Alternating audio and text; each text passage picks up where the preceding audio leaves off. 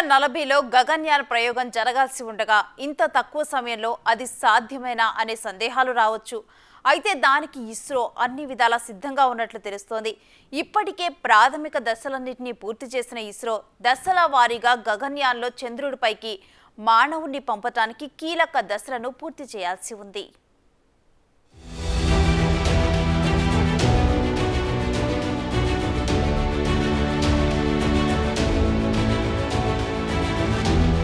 ఇస్రో ప్రయోగించబోయే గగనయాన్ మిషన్లో భాగంగా ప్రయోగ దశలో 2 వ్యోమగాముల్ని తక్కువ భూమి కక్షలోకి పంపుతారు.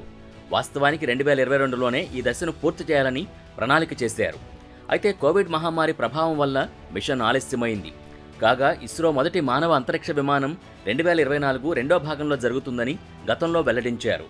ఇక గగన్యాన్ ప్రయోగం ఇప్పుడు 2025లో జరగనుందని ఇటీవల ప్రధానితో జరిగిన సమావేశంలో నిర్ణయించారు. కాగా ఈ గగన్యాన్ ప్రాజెక్టులో 3 రోజుల మిషన్ కోసం 3 సిబ్బందిని 400 కిలోమీటర్ల కక్షలోకి ప్రవేశపెడతారు. తర్వాత భారతీయ సముద్ర జలాల్లో ల్యాండ్ చేయడం ద్వారా వారిని సురక్షితంగా భూమికి తీసుకురావడం జరుగుతుంది. దీంతో ఇస్రో మానవ అంతరిక్ష ప్రయాణ సామర్థ్యం తెలుస్తుంది.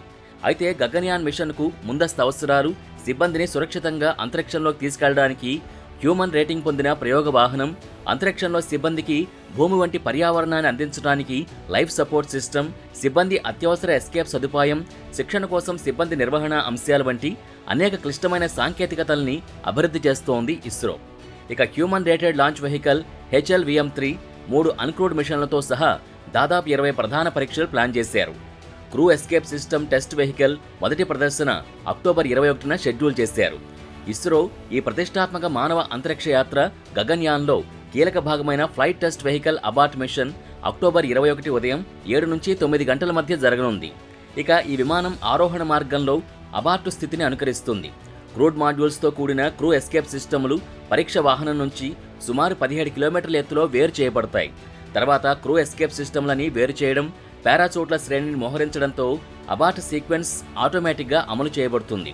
చివరకు శ్రీహరికోట తీరానికి 10 కిలోమీటర్ల దూరంలో ఉన్న సముద్రంలో క్రూ మాడ్యూల్ని సురక్షితంగా టచ్ డౌన్ చేయడంతో ముగుస్తుంది.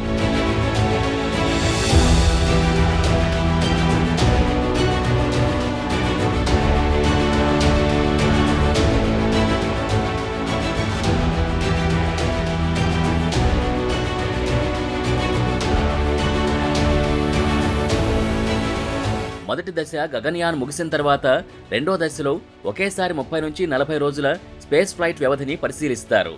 ఈ అనుభవం నుంచి సాధించిన పురోగతులతో ఇస్రో అంతరిక్ష కేంద్రాన్ని అభివృద్ధి చేస్తుంది. తర్వాత లైఫ్ సపోర్ట్ సిస్టమ్స్ టెస్టింగ్ కోసం ఇస్రో మనుషుల్ని పోలి ఉండే వ్యోమిత్ర అనే రోబోట్ను ఉపయోగించనుంది. పంపే మానవ సహిత స్పేస్ క్రాఫ్ట్ నుంచి సిబ్బంది ఎస్కేప్ కావడానికి 99.8% కంటే ఎక్కువ విశ్వసనీయతని లక్ష్యంగా చేసుకుని ఇస్రో పనిచేస్తోంది. అందుకే ముందుగా వ్యోమిత్ర అనే రోబోట్తో ఈ రెండో దశ ప్రయోగాన్ని నిర్వహించనుంది. తర్వాత మూడో దశలో భాగంగా జియోసింక్రనోస్ శాటిలైట్ లాంచ్ వెహికల్ MK3 పైన ఇస్రో సిబ్బందితో కూడిన ఆర్బిటర్ గగన్యాన్ని ప్రయోగించాలని యోచిస్తోంది. లిఫ్ట్ అయిన 16 నిమిషాల తర్వాత రాకెట్ కక్ష వాహనాన్ని భూమికి 300 నుంచి 400 కిలోమీటర్ల ఎత్తులో ఉన్న కక్షలోకి ఇంజెక్ట్ చేస్తుంది. ఈ క్యాప్సూల్ గుజరాత్ తీర ప్రాంతానికి సమీపంలోని అరేబియా సముద్రంలో దిగుతుంది. మొదటి సిబ్బంది లేని విమానంలో 5,000 కిలోల మాడ్యూల్ని ప్రారంభించనున్నారు.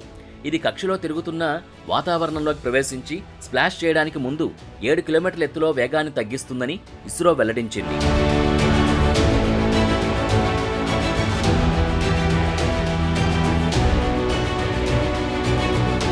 గగన్యాన్ మిషన్ తదుపరి కార్యక్రమంగా 20 టన్నుల స్పేస్ స్టేషన్ని మోహరించాలని భారతదేశం ప్రణాళికలు సిద్ధం చేసింది.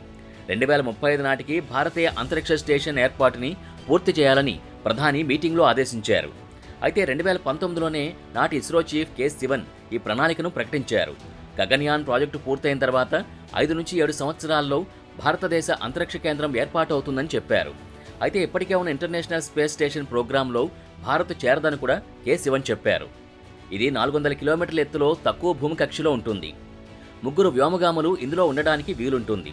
కాగా గగన్యాన్ మిషన్ పూర్తయిన తర్వాతే భారత ప్రభుత్వం ఈ కార్యక్రమానికి తుది ఆమోదం ఇస్తుందని భావిస్తున్నారు. అయితే దీనికి సంబంధించి ఇస్రో స్పేస్ క్రాఫ్ట్ డాకింగ్, బెర్తింగ్ టెక్నాలజీని అభివృద్ధి చేయడానికి కృషి చేస్తోంది. 2017లో 10 కోట్ల రూపాయల ప్రాథమిక నిధులు దీనికోసం మంజూరు చేశారు. సిగ్నల్ విశ్లేషణ పరికరాలు, నావిగేషన్ కోసం high precision videometer, docking system, electronics, landing సిస్టమ్ల కోసం రియల్ టైమ్ డెసిషన్ మేకింగ్ వంటి సిస్టమ్లతో ఇస్రో చేత స్పేస్ డాకింగ్ ప్రయోగం స్పాడెక్స్ పనిచేస్తోంది.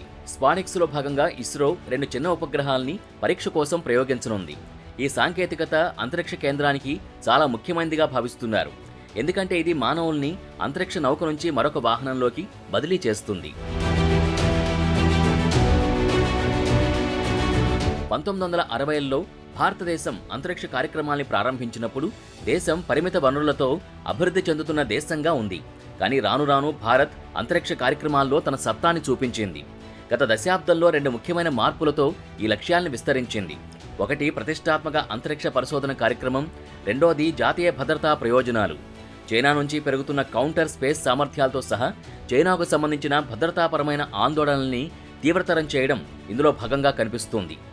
అందుకే రాబోయే సంవత్సరాల్లో భారత్ అంతరిక్ష లక్ష్యాలకి ప్రధాన డ్రైవర్గా మారడానికి అవసరమైన అన్ని సామర్థ్యాల్ని సమకూర్చుకుంటుంది. భారతదేశం ఇప్పటికీ చాలా అభివృద్ధిపరమైన సవాళ్లను ఎదుర్కొంటోంది. ఎన్ని ప్రశ్నలున్నప్పటికీ ఈ ప్రాజెక్టుల్ని కొనసాగించడానికి అనేక కారణాలున్నాయి. మొదటగా భారతదేశ అంతరిక్ష కార్యక్రమం అభివృద్ధి చెందడమే లక్ష్యంగా పెట్టుకుంది.